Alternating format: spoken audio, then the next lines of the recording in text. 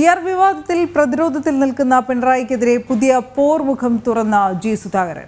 പ്രായപരിധി പറഞ്ഞ് താനടക്കമുള്ളവരെ മാറ്റി നിർത്തിയതിന് എതിരെയാണ് സുധാകരന്റെ കടന്നാക്രമണം.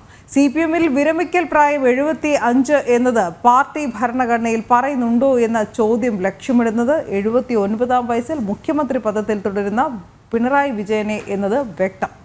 സുധീഷ് ഗോപാൽ ചേരുകയാണ്. സുധീഷ്, എന്തായാലും ജി സുധാകരൻ ഇന്നലെ പറഞ്ഞു വച്ചതിൽ നിന്നും കാര്യങ്ങൾ വ്യക്തമാണ്. പിണറായി വിജയനെതിരെ, മുഖ്യമന്ത്രിക്കെതിരെ ഈ പാർട്ടിക്കുള്ളിൽ തന്നെ കടുത്ത എതിർപ്പ് നിലനിൽക്കുന്നതിനിടയിലാണ് സുധാകരൻ കൂടി മറ്റൊരു പോർമുഖം തുറക്കുന്നത്.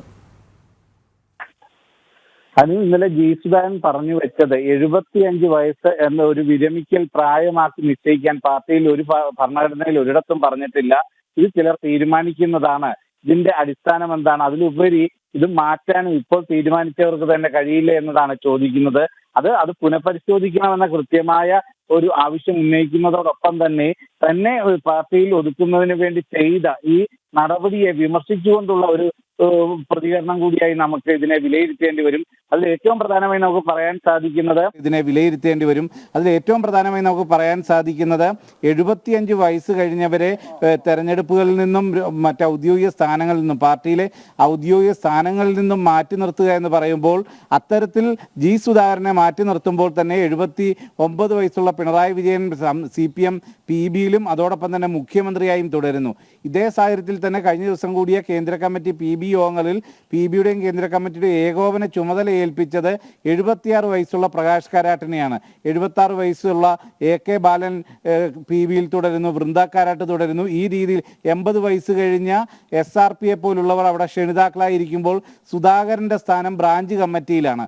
അപ്പോൾ ഇത് തീർത്തും അവഗണനയാണെന്ന കൃത്യമായ പ്രതിഷേധം കൂടിയാണ് ജി സുധാകരൻ മുന്നോട്ട് വെക്കുന്നത്. അതിലുപരി ചോദിക്കുന്നു, ഈ പ്രായത്തിന്റെ പേരിൽ ആൾക്കാരെ മാറ്റി നിർത്തിയാൽ അത് പാർട്ടിക്ക് ഗുണമാണോ ചെയ്യുന്നത്? നമുക്കറിയാം, കഴിഞ്ഞ 1ാം പിണറായി സർക്കാരിന്റെ കാലത്ത് ഏറ്റവും നല്ല മന്ത്രി എന്ന നിലയിൽ പേരെടുത്ത ഒരു വ്യക്തിയായിരുന്നു ജി സുധാകരൻ. മറ്റ് പലവിധ ആക്ഷേപങ്ങളൊക്കെ ഉയരുമ്പോഴും ഒരു തരത്തിലുള്ള അഴിമതിയുടെ കറയും പുരളാതെ അത് നല്ല രീതിയിൽ പൊതുമരാമത്ത് പോലൊരു വകുപ്പിനെ കൊണ്ടുപോയതിന്റെ വലിയ പേരോടുകൂടി തന്നെയാണ് അദ്ദേഹം മന്ത്രിസ്ഥാനത്ത് നിന്നും പടിയിറങ്ങുന്നത്. എന്നാൽ അദ്ദേഹത്തിന് പിന്നീട് ഒരു അവസരമില്ല. അദ്ദേഹത്തിനെ ഈ പാർട്ടിക്ക് എത്രത്തോളം ഗുണം ചെയ്തു? അത് ഒരു രക്തസാക്ഷി കുടുംബത്തിൽ നിന്നുള്ള ആളാണ് ജി സുധാകരൻ. ജി സുധാകരന്റെ സഹോദരൻ KSU പ്രവർത്തകരുടെ ആക്രമണത്തിൽ കൊല്ലപ്പെട്ടതാണ്.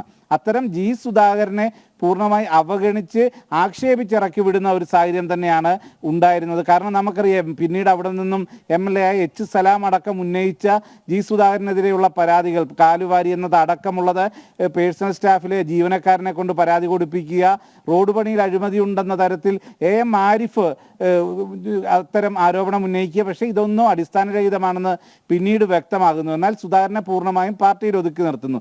ഇതേ സാഹചര്യത്തിൽ തന്നെയാണ് സുധാകരൻ എടുത്തു പറയുന്നത്. ഇത്തരം പ്രായത്തിന്റെ പേരിലാണോ എന്ന് ചോദിക്കുമ്പോൾ VS മുഖ്യമന്ത്രിയാകുന്ന 80 വയസ്സിന് ശേഷമാണ്. EK നയനാരെ, EMS-നെയും പോലുള്ള AKGM പോലുള്ളവരെ പ്രായത്തിന്റെ പേരിൽ ഒഴിവാക്കിയിരുന്നെങ്കിൽ എന്തായേനെയും പാർട്ടിയുടെ കാര്യം എന്ന് ചോദിക്കുന്നു. അപ്പോൾ അതുപോലെ തന്നെ പരിഗണിക്കപ്പെടേണ്ട, ഒരുപക്ഷെ കോടിയേരി ബാലകൃഷ്ണനേക്കാളിലും സീനിയറായ ഒരു നേതാവാണ് ജി സുധാകരൻ. എന്നിട്ട് പോലും ജി സുധാകരൻ സംസ്ഥാന സമിതിയിൽ അപ്പുറത്തേക്ക് എത്തിയിട്ടില്ല. പൂർണ്ണമായും എന്നും അവഗണിക്കപ്പെട്ടിരുന്ന ഒരാളാണ്. അത് നമുക്കറിയാം, കായംകുളത്ത് നിയമസഭാ തെരഞ്ഞെടുപ്പിൽ പാർട്ടി തന്നെ തോൽപ്പിച്ച ജി സുധാകരൻ വളരെ കടുത്ത മനോവ്യതയിലേക്ക് നീങ്ങിയിരുന്നു. അതിനുശേഷമാണ് പാർട്ടി ജില്ലാ കമ്മിറ്റി പിടിച്ചുകൊണ്ട് തിരിച്ചു വരുന്നു. അതിനുശേഷം ജി സുധാകരനെ ഒഴിവാക്കി MA ബേബിയെ ജില്ലാ സെക്രട്ടറി സ്ഥാനത്തേക്ക് പിണറായി വിജയൻ കൊണ്ടുവരുമ്പോൾ അടുത്ത തവണ പിണറായി ഗ്രൂപ്പിനെ പോലും പൂർണ്ണമായും പരാജയപ്പെടുത്തിക്കൊണ്ട് വീണ്ടും ജില്ലാ സെക്രട്ടറി ആവുന്നു.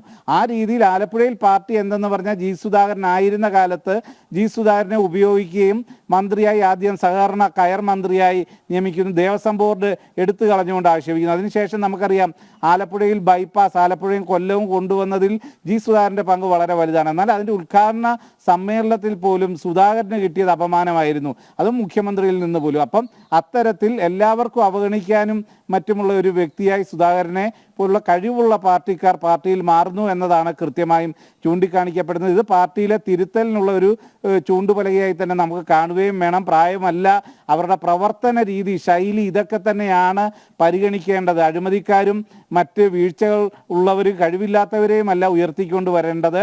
പ്രായം അതിനൊരു മാനദണ്ഡമാക്കരുതെന്നത് തന്നെയാണ് ജി സുധാകരൻ മുന്നോട്ട് വെക്കുന്ന സന്ദേശവും. അനു, ശരി, സുധീഷ് ഗോപാലാണ് വിവരങ്ങൾ നൽകിയത്.